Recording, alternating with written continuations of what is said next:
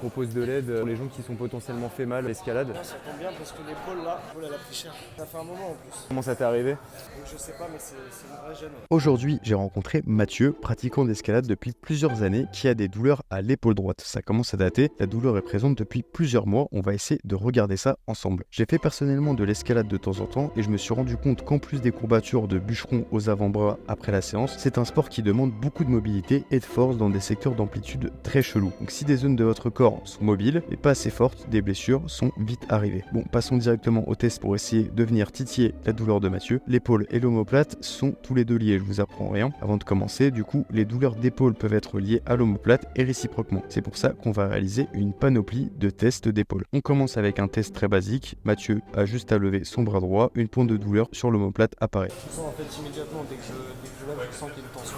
Pas de douleur sur le côté gauche. Quand il lève ses deux bras en même temps, on peut voir un très léger décalage de l'activation de son omoplate en face excentrique, donc quand le bras retombe, qui pourrait refléter un manque de force musculaire sur les muscles stabilisateurs d'omoplate à droite. Faut avoir l'œil, regardez-moi ça, mais ça nous donne déjà quelques indices. Quand on stabilise l'omoplate, moins de douleur sur l'épaule, donc bon, c'est plutôt bon signe, on est sur la bonne voie. Autre test qu'on a fait hyper intéressant, sur le test d'amplitude de rotation médiale maximale. Mathieu va beaucoup moins haut et décolle moins bien son bras de son côté droit par rapport au côté gauche. Là aussi, j'ai une perte de mobilité.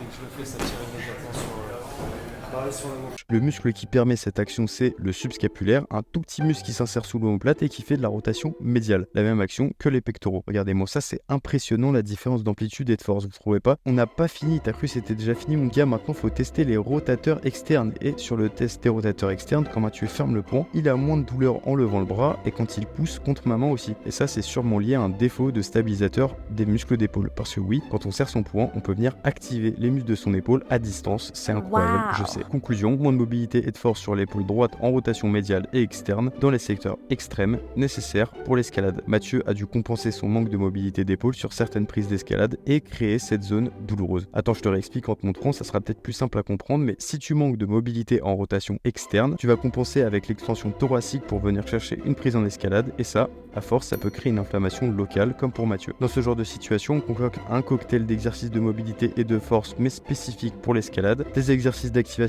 et de compréhension du mouvement de la rotation externe. On place son bras comme ça et on pousse très légèrement contre le mur. À partir du moment où ça chauffe dans l'épaule, vous avez compris comment activer les rotateurs externes qui ne sont pas du tout évidents à sentir. Deuxième étape, un peu plus difficile, on lève l'épaule et on fait de la rotation externe en même temps. On continue de pousser contre le mur mais on lève le bras en même temps pour entraîner sa coiffe de rotateur à s'activer pendant la flexion d'épaule. Et la troisième étape, c'est pareil mais dans un secteur d'amplitude plus proche de celui de l'escalade. On pousse contre le mur et on lève le bras tout en maintenant la poussée contre le mur avec le poignet. C'est quoi déjà là, je sens. Rien qu'en faisant ça, je sens que ça tire Sur le- pas, ok. mais pas mal. Ça Ok. fait bien.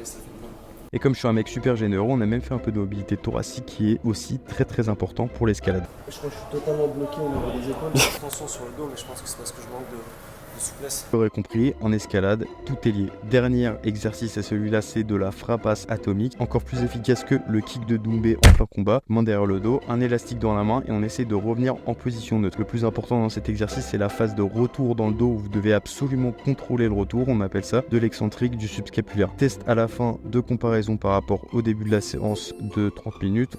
Niveau douleur, t'es comment, genre? Ok. On n'a plus aucun décalage d'omoplate et le must, plus de douleur. Pour terminer, j'ai regardé comment Mathieu montait en escalade, toujours aussi impressionnant de voir quelqu'un qui maîtrise bien son sport. Profite bien de ton escalade sans douleur Mathieu. Et pour nous, je nous dis à très vite, on se retrouve dans une prochaine vidéo. Ciao.